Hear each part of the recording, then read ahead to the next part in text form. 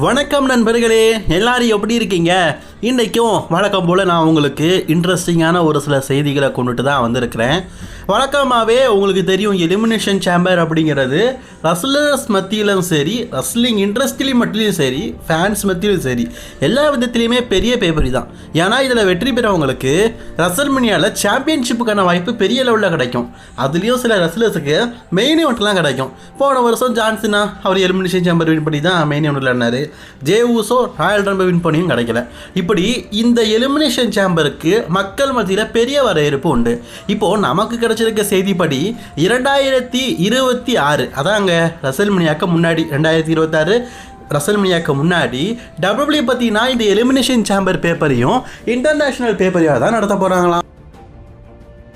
So இப்போ WWE பார்த்தீங்கன்னா இந்த எலிமினேஷன் சேம்பரை சிக்காகோவில் நடத்த போகிறாங்க. ஆக்சுவலி இன்டர்நேஷ்னல் ஷோ அப்படின்னு நான் சொல்லும்போது நிறைய பேர் அமெரிக்கா விட்டு வெளியே நினச்சிடாதீங்க. அமெரிக்காவுக்கு உள்ளே தான் ஒரு பெரிய அரங்கத்தில் இன்டர்நேஷ்னல் லெவலில் ஒரு மேட்சாக நடத்த போகிறாங்க. அதனாலேயே பார்த்தீங்கன்னா இந்த ஷோக்கு கிட்டத்தட்ட ஒரு 20,000 25,000 வரைக்கும் டிக்கெட் விற்கும் அப்படிங்கிற மாதிரி எதிர்பார்க்கப்படுது.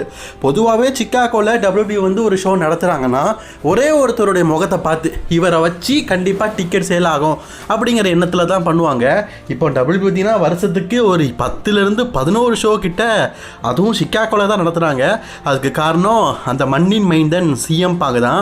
சிஎம் பாங்க வச்சு எவ்வளோ வேணாலும் டிக்கெட்டை விற்கலாம் அப்படிங்கிற எண்ணம் டபிள்யூபிள்யூக்கு இருக்குது. அதுதான் நடந்துக்கிட்டே இருக்குது. சிஎம் பாங் வந்ததுக்கப்புறமா சிக்காகோவில் நடக்கிற எல்லா ஷோக்கும் 15,000 20,000 வரைக்கும் டிக்கெட் சேல் ஆகுது. அவங்களும் பெரிய லெவலில் லாபம் சம்பாதிக்கிறாங்க. அதனால தான் டபிள்யூபிள்யூ பார்த்தீங்கன்னா தொடர்ந்து சிக்காகோலையே ஷோ நடத்திட்டு வராங்க. அடுத்த செய்தி நம்ம யாரை பற்றி பார்க்க போகிறோன்னா, மெர்கன் சேமோனே. அதாங்க டபிள்யூபிள்யூவில் சாஷா பேங்க்ஸ் அப்படின்னு சொல்லுவாங்கல்ல, அவங்களுடைய WW husband actually WW husband தான் சொல்லி ஆகணும். ஏன்னா டிவோர்ஸ் ஆகிடுச்சு. முன்னாடி அவங்க இவங்களும் தான் ஒன்றா இருந்தாங்க. ஆக்சுவலி அவர் ஒரு ரஸ்லர் தான். ஒரு பெரிய கெரியர் இன்ஜுரி ஏற்பட்டதுக்கப்புறமா டபிள்யூபிள்யூவில் பார்த்தீங்கன்னா காஸ்டியூம் டிசைனர் இருக்காரு. ஸோ காஸ்டியூம் டிசைனர் அப்படின்னாலே பெண் ரஸ்லர்ஸ் கூட வேலை செய்ய வேண்டியது இருக்கும்.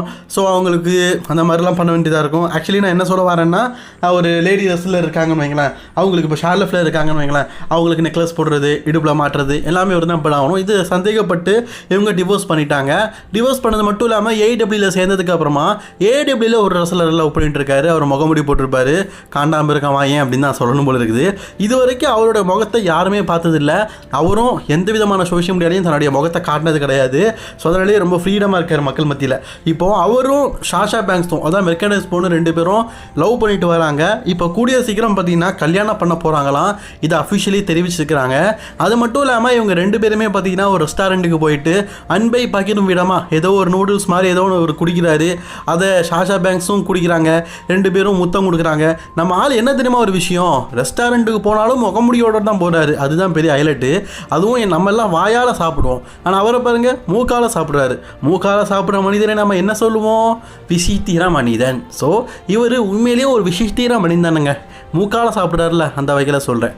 அடுத்த செய்தி 3, 2, 1 நம்ம கிறிஸ் ஜெரிகோவை பற்றி தான் பார்க்க போகிறோம். கிறிஸ் ஜெரிகோ அவருக்கு மார்பில் பார்த்தீங்கன்னா ஒரு டிசீஸ் உண்டு. நம்ம ஸ்டெஃபனி மிக்மனாக இருக்கட்டும், கோஃபி கிங்ஸ்டனாக இருக்கட்டும், இவருக்காட்டும் அந்த நெஞ்சில் இருக்கிற அந்த தழும்பு அப்படிங்கிறது ஒரு நோய் உங்களுக்கு தெரியும். இப்போ சமீப காலமாக ஏடபிள்யூவில் கிறிஸ் ஜெரிகோ அன்ஃபிட்டாக தான் இருக்காரு. தொப்பைங்க பயமா உடம்புலாம் இது கணக்கு ஒரு மாதிரி இருக்கும். ஆக்சுவலி கிறிஸ் ஜெரிகோட உடம்பு நல்லா தான் இருந்தது. அதுக்கப்புறமா ஏடபிள்யூ சேர்ந்ததுக்கப்புறமா பெரிய லெவலில் தொப்பையெல்லாம் ஏற்பட்டுச்சு. அதை குறைச்சி ஓரளவுக்கு இப்படி கொண்டு வந்திருக்காரு. இப்போ ஏடபிள்யூ கான்ட்ராக்ட் முடிஞ்சிடுச்சு. ஏடபிள்யூ ஒர்க் பண்ணலை. இவ்வளோ நாள் கிறிஸ் ஜெரிகோ சும்மா இல்லைங்க, வீட்டில் முழுக்க பார்த்தீங்கன்னா ஒர்க் அவுட் பண்ணி தன்னுடைய உடம்பை பார்த்தீங்கன்னா மெருகேற்றிருக்காரு. அதாவது இதுக்கு முன்னாடி கொலன்னு இருந்துன்னு சொன்னோம்னா அந்த உடம்பு அதை மெருகேற்றி இப்போ டோட்டல் பாடியும் 6 பேக்காக ஆக்கி விட்டுருக்காரு. தற்போதைக்கு கிறிஸ் ஜெரிகோவோட ஃபோட்டோ எப்படி இருக்குன்னு பாருங்கள். இதுக்கு முன்னாடி கிறிஸ் ஜெரிகோ எப்படி இருந்திருக்காரு, இப்போ எப்படி இருக்காருன்னு பாருங்கள். கிறிஸ் ஜெரிகோவோட வயசு அப்படிங்கிறது 50 தாண்டிருச்சு. இவர் காலத்து அண்டர்டேக்கராக இருக்கட்டும், ஷான் மைக்கேல், ட்ரிபிள் எச் எல்லாம் ரிட்டையர் ஆகிட்டாங்க. ஆனால் இவர் மட்டும் ரிட்டையர் ஆகாமல் சண்டை போடுறாரு. கிறிஸ் ஜெரிகோ உண்மையிலேயே பார்த்தீங்கன்னா ஒரு ஹைலி டேலண்டான பர்சன். கூடிய சீக்கிரம் டபிள்யூபிள்யூக்கு வேறு வராரு அப்படின்னு சொல்லியிருக்கிறாங்க. அதுக்காக உடம்பை ஏற்றி வச்சிருக்காரான்னு தெரில. சரி, அதை பற்றி ஏதாவது அப்டேட் கிடச்சுன்னா நம்ம பார்க்கலாம். அடுத்ததாக நாளைக்கு நடக்க போகிற மண்டே நைட்டா என்னெல்லாம் மேட்ச்லாம் கன்ஃபார்ம் பண்ணியிருக்காங்க அப்படிங்கிறத பற்றி பார்க்கலாம். ஸோ அமெரிக்காவில் வெதர்ஸ் அப்படிங்கிறது இப்போ கொஞ்சம் குளிர்காலம் ஆயிடுச்சு. அதனால் டைமை கொஞ்சம் மாற்றி அமைச்சிருக்காங்க. இது நிறைய பேருக்கு தெரியும் நினைக்கிறேன். அதனால் இந்தியாவிலையும் டைம் அப்படிங்கிறது மாறி இருக்குது. அதன்படி பார்த்தீங்கன்னா இந்தியாவில் மண்டே நைட்ரா அப்படிங்கிறது 6:30 தான் இதுக்கப்புறமா நடக்க போகுது. ரசல்மேனியா வரைக்கும் 6:30 தான் நடக்கும். ஸோ நிறைய பேருக்கு தெரியாது, ஞாபகப்படுத்தணும் அப்படிங்கிறதுக்காக சொல்கிறேன். ஸோ 6:30 மணிக்கு மண்டே நைட்ரா நடக்கும். போன வாரம் நிறைய பேர் யூடியூப்பில் பார்க்குறவங்க ஒரு 6 மணிக்கெல்லாம் பார்த்துருப்பாங்க போல இருக்குது, என்ன ஷோ வரலன்னு சொல்லிட்டு ரொம்ப வருத்தப்பட்டாங்க. ஏன்னா 6:30 ஷோ நடக்கும்போது 7 மணிக்கு தானே யூடியூப்லேயே அப்லோட் பண்ணுவாங்க.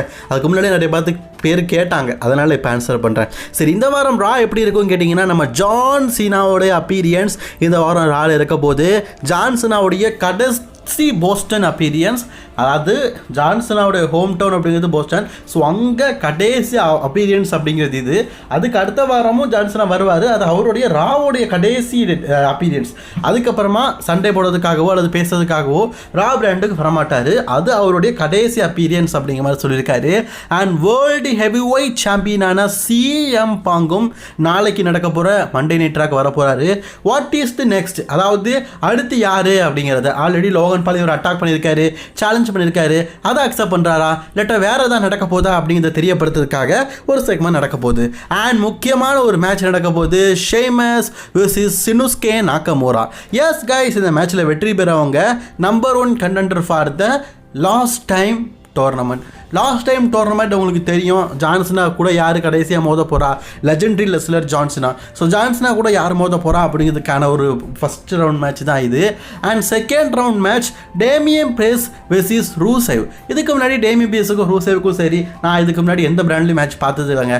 நீண்ட நாளுக்கு அப்புறமா WWE பார்த்தீங்கன்னா ஒரு ஃப்ரெஷ் மேட்சை நடத்துகிறாங்கன்னா இதை கண்டிப்பாக சொல்லலாம். ஸோ நாளைக்கு ரசிகர்கள் மத்தியில் பெரிய எதிர்பார்ப்பு இருக்குது. And world heavyweight championship match நடக்க போது, அதாவது உமன்ஸுக்கான world heavyweight championship match. Raquel Rodriguez இருக்கிறாங்கல்ல, அவங்க கரண்ட் உமன்ஸ் ஹெவி வெயிட் சாம்பியனாக இருக்கிற ஸ்டெஃபனி வார்க்கரை சேலஞ்ச் பண்ணியிருக்கிறாங்க. ஸோ இவங்களுக்குள்ள உமன்ஸ் வேர்ல்ட் சாம்பியன்ஷிப் வச்சு தானே நடக்க போகுது. அதே மாதிரி WWE women's tag team championship match. So இதுவும் இந்த வாரம் ரால நடக்க போகுது.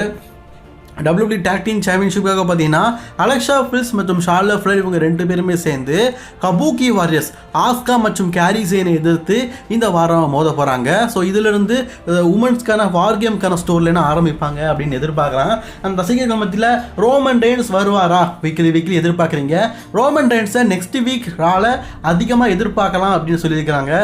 பட் ஆனாலும் இந்த வாரம் நடக்க போகிற மண்டே நைட்ராலையும் மக்கள் மத்தியிலையும் சரி, ரசிகர்கள் மத்தியிலையும் சரி, ஒரு பெரிய இன்ட்ரெஸ்ட்டு, ஒரு எதிர்பார்ப்பு இருக்குது. அப்படின்னா ரோமன் ரெயின்ஸ் எப்போ வருவார் அப்படிங்கிறது தான். ஸோ அது இந்த வாரமும் இருக்கிறதுனால ரோமன் ரெயின்ஸோடைய எதிர்பார்ப்பை மக்கள் அதிகமாக இந்த வாரம் நடக்க போகிற மண்டே நைட்ரால எதிர்பார்க்குறாங்க.